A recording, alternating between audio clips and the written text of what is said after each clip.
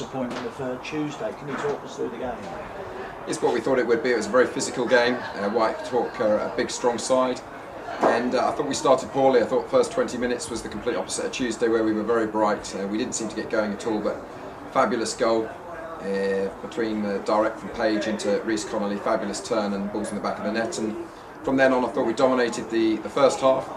And second half, the sending off for them, I thought there were some really very harsh yellow cards throughout the game, and the sending off probably included. I think there were about 8 yellow cards. There was one nasty challenge in the whole game. We then stepped off it a bit, and you're always worried that players get complacent. Made a couple of changes, and I thought that took the game away from Whitehawk. Eventually we got the second after having 2 really blatant penalties not given, and we were comfortable in the end. So, third home league game, 3rd clean sheet, 9 points, very pleased. It was a very workmanlike performance when we've had a bad week. Yeah, I've never seen you so annoyed as you were Tuesday after the Eastbourne defeat. You said you were going to make changes, and you have. You released players and signing Lloyd Macklin from Torquay. Yeah, Lloyd's not match fit. He's not really been football training for about 6-7 weeks, so we're going to have a look at him. I thought I was delighted with Phil Page. He gives us what we didn't have. He's physical, he's strong, he's been scoring a lot of goals at the lower level, and obviously he's known to us here, and the squad needed a shake-up. It wasn't a fabulous performance today, it was workmanlike. You've got to be delighted with the 3 points. That I think we deserved them, and I said hopefully we can continue that improvement and get our first away win on Tuesday night. Yeah, and some of the Whitehawk challenges were, to say the least, agricultural.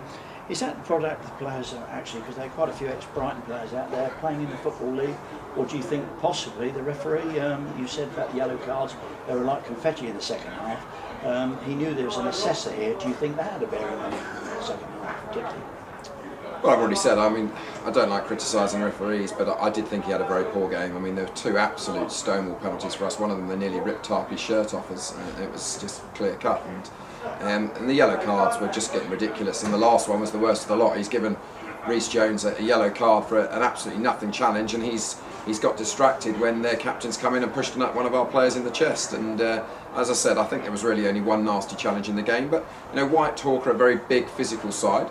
They've got a big budget, they've got a great squad when you look at their team sheet, and we're just pleased about ourselves and to get another 3 points. But these yellow cards are adding up, and we've got to be cautious about them and realistic. But overall for the club, 3 points, another home win, and we move on. Well, congratulations, and let's hope the show's back on the road.